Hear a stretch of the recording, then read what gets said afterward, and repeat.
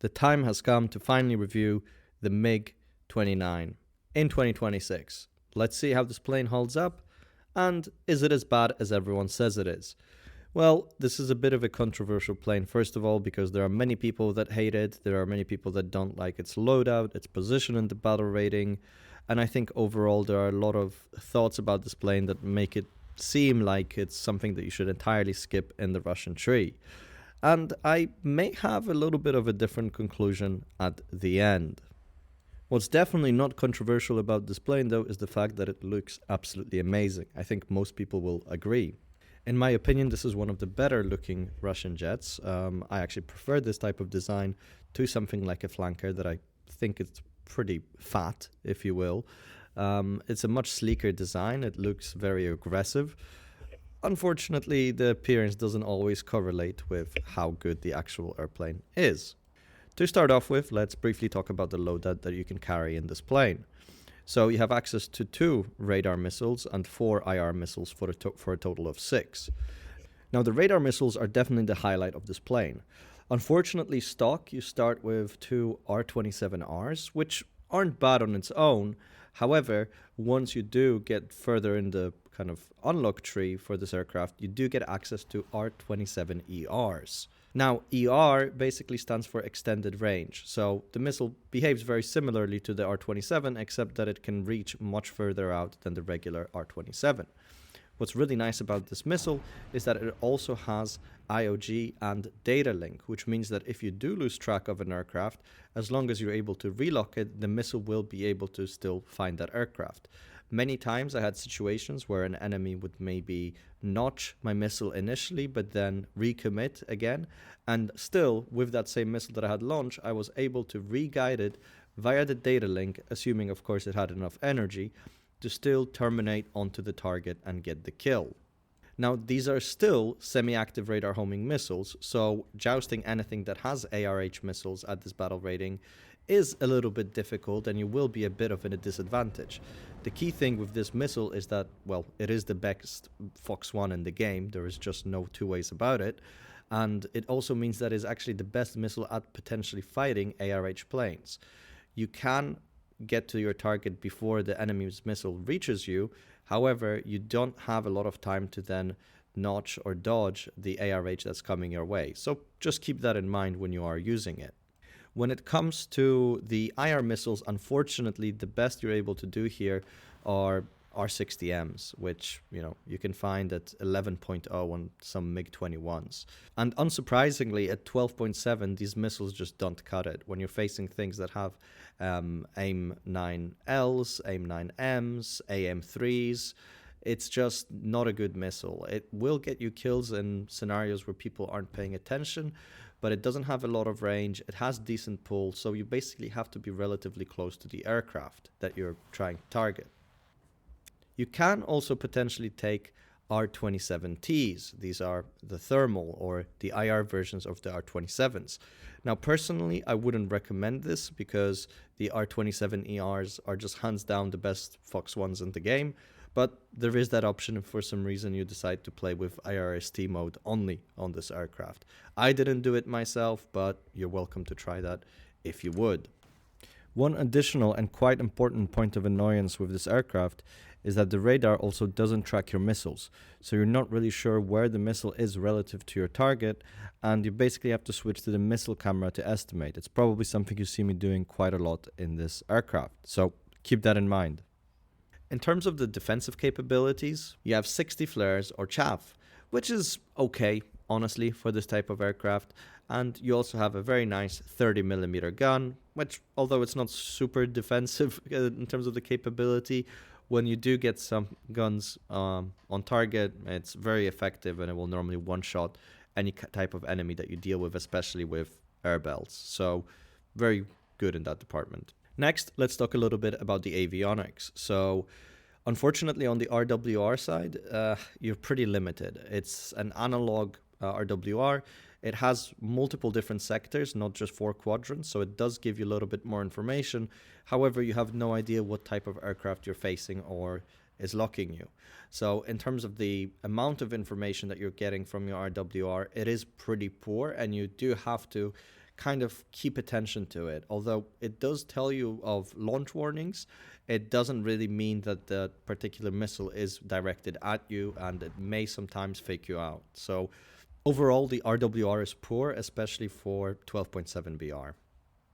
When it comes to the radar, it's unfortunately also not great. It's pretty much the same as the one you find on the first Su-27.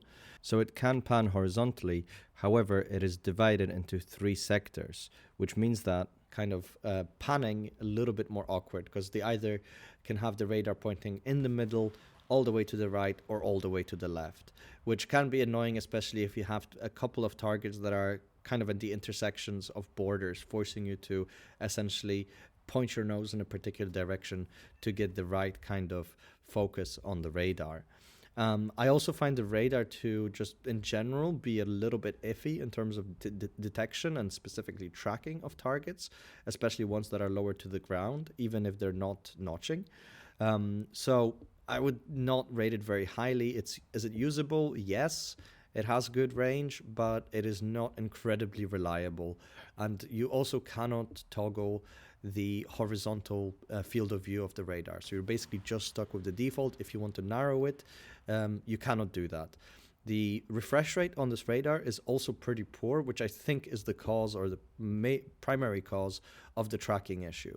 So if you are fighting against something with a better radar, or a radar that can narrow it down, they will be able to detect you and track you better than you can detect the enemy aircraft.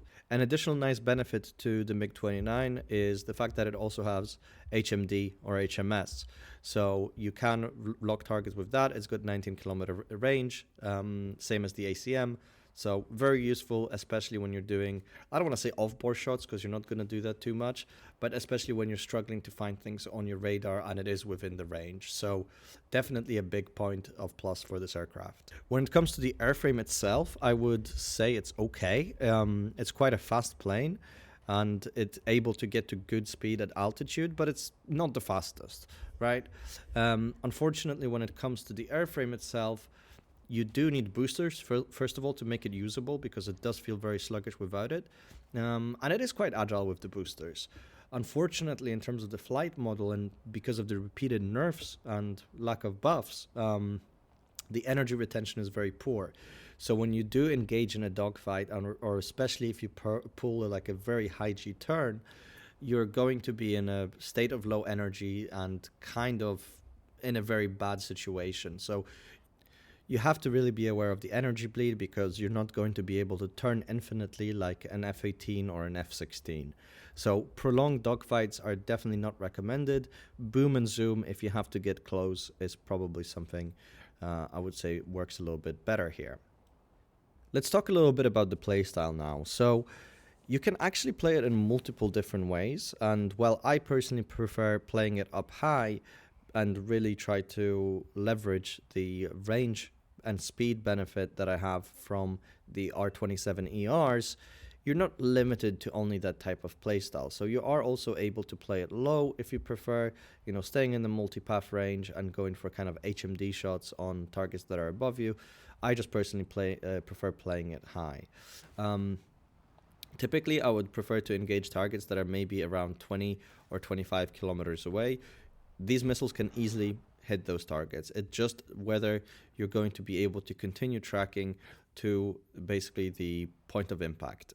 If the enemy is paying attention and is actively dodging and notching your missile, it can be quite frustrating to play, because you really haven't got a lot of those good missiles. You only have 2. And sometimes when you lose a missile because somebody plays well and counters you, it definitely feels kind of like, a lot of it is out of your control, because you kind of did everything that you could to guarantee a good launch, but it still gets evaded, and you maybe have one more missile in the tank, and afterwards you have to rely on your pretty poor R60Ms. Now, after you run out of your radar missiles, you can always go for the kills with R60Ms. Here, probably the best case scenario is that you swoop in from above on targets that are not paying attention. You can sometimes get kills frontally, but in my opinion is pretty rare, and it really relies on the person either refusing to flare or just completely doing something silly and you getting a little bit lucky. I've had some success with faking people out with radar lock and then launching the R60Ms, but again, it wasn't super reliable because some people still have flare and chaff bound to the same key and then just happen to randomly flare it. So they're not great. Most of the time, you'll probably want to go back and get your missiles unless you can really use the R60Ms to get some kills. But really, you're just relying on those R27ERs to get most of your kills. Let's take a brief look at the stats in the aircraft, how I did in it, and what you can kind of expect also looking at the averages from statshark. So in the 100 games that I played with it, I had a 57% win rate, 1.89 kill to death ratio, and 1.25 kill to spawn ratio. In the last 17 games that I played after spading it, I did have a 2.5 KD and 1.47 kill per spawn. It's a low sample size though, so I don't know if it was necessarily me playing better, just getting much easier games. But I think having the plane fully stocked or fully spaded rather really does help the performance massively overall. Comparing to the statshark figures, so I'm here looking at the MiG-29 for USSR, Germany and Italy, and they hover between 52.4% to 48.5% win rate. And in terms of things like kills to death ratio, it's between 0.94 and 0.84 with a kill to spawn of 1.18 to 1.02. I assume that these figures are mainly down to the fact that it is relatively easy to get one kill per game because you have two very good radar missiles. And while one of them can be quite easily dodged, if you're persistent, follow the target, you still have access to the second missile. The bigger problem is what happens after. You either, like I said previously in the playstyle section, go back and essentially restock, or you go for the R60M kills. In most cases, you will probably want to restock because the R60Ms are just so unreliable, but you can also go back and maybe do something with the R27ERs. Most of the issues here is that by the time you do return to the battlefield, either the game is won by your team if you're not going for the close airfield, or the game is lost and you're essentially in an unwinnable scenario. Unfortunately, this plane doesn't do well in a 1vx scenario, especially if you're fighting multiple planes at the same time, since you haven't got ARH missiles. Now, when it comes to the overall verdict of this aircraft, in terms of fun factor, I would have to give it a pretty high score. I would probably give it a 5, maybe even a 6, because it is quite a nice plane to fly. I've personally not had too many issues with the flight model and the energy bleed. Maybe I was very careful with how I used it. I don't know. So that's basically my kind of opinion on it. Now, I didn't try to dogfight every single thing. I would only dogfight when I had to, more taking it from the approach of like how I would play a Delta Wing. So that might have something to do with that. But in terms of things like missile performance and even the iffy radar and RWR, it still wasn't bad enough to make the whole experience miserable. Now, in terms of the effectiveness, I would probably give it a 3 or a 4. The reason why it's a little bit lower is because of your incredible reliance on the R27ERs. You simply cannot rely on the R60Ms to really do much work at all. They're just too easily one-flared and not consistent enough at converting kills to basically warrant giving them any higher praise. Another important point to also highlight and just talk about is the fact that this aircraft doesn't have its historical loadout, because historically speaking, the MiG-29 never carried R27ERs, only the R27Rs. However, they also carried R73s. So R73s are much upgraded IR missiles over the R60Ms. They have IRCCM, they have thrust vectoring, they can be shot off board, they actually pair incredibly nicely on SUs with something like an HMD.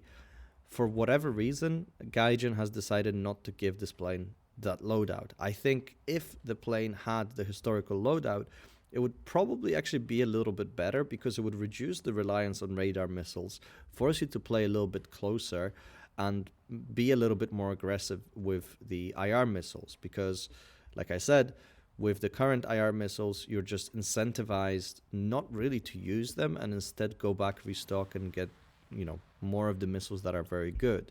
And while on something like an Su-27, you'd probably still hang about and, want to use all of your IR missiles because they are very dangerous, especially in kind of off-bore shot scenarios. So, all in all, is this plane worth playing? It's a tough one to recommend, at least to fully recommend to everyone that plays RRB, because it is a very particular play style. It does have some disadvantage in terms of the flight model. It does have a pretty weak overall loadout. I would say if you're somebody that enjoys spading every single aircraft, I don't think spading it is too painful because you get the important unlocks quite naturally as you progress. However, if you were to use it or like talisman it, I probably wouldn't do it just because of your kill potential being quite low and you're too reliant on the radar missiles. So the verdict is only play it if you're a big fan of the MiG-29. And that kind of also gets me to talk about the battle rating where it's at. I think 12.7 is a very compressed battle rating in general. I don't like what Gaijin is doing with the battle ratings in general. I think the changes to BRs are too slow and too incremental instead of being transformative, which means we are stuck with battle ratings and also planes that have been added some time ago now that are just power crept, not only by premiums, like, for example, Su-30s, at 13.3, the premium Chinese and the Russian ones, that outclass you in every single regard. Also worth mentioning that at this particular BR, you do get a lot of up tiers, and up tiers are normally against planes that have better radar, better RWR, better flight model, and also better and more missiles. And of course, those missiles are ARH missiles. This is kind of the biggest downside here. While you can maybe go toe-to-toe with one plane, again, because of the missile load, you're limited. And if you do get focused by something like an Su-30 or an Su-27 even, they can completely zone you out because they have simply more missiles than you, and they can put a lot more pressure on you than you can ever hope to put back while having also similar kind of armament. Now, if you're talking about something like, for example, an F-18C, which also has AIM-7Ps, so they have their semi-active radar homing missiles, they have data link, they have IOG, so very similar, at least in those kind of functionalities to the R-27ERs. Yes, they're slower, they have less range, so you do beat them in that department. However, they have more missiles than you. So unless you're able to take them out in the initial joust, you are left with a problem where you're facing a plane that is only worse than you in terms of its speed, but kind of better than you in terms of everything else. And that is very difficult, especially if you're fighting against a competent pilot. So even if it's at its own battle rating, I don't think it's very good. Is it the worst 12.7 in the game? Maybe. It's hard for me to say, because I think if you are committed enough and dedicated enough and patient enough, you can make it work. But I think if you can make this thing work, you'd be able to really put in a lot of work in some of the other planes at the same BR. So that kind of brings me to the end of this review. I'm wondering what you think about this plane. Did you have fun playing it? How is it now comparing to when it was? Are you hoping Gaijin maybe, I don't know, changes the plane and upgrades the flight model like they did with the Su-27s and Su-30s?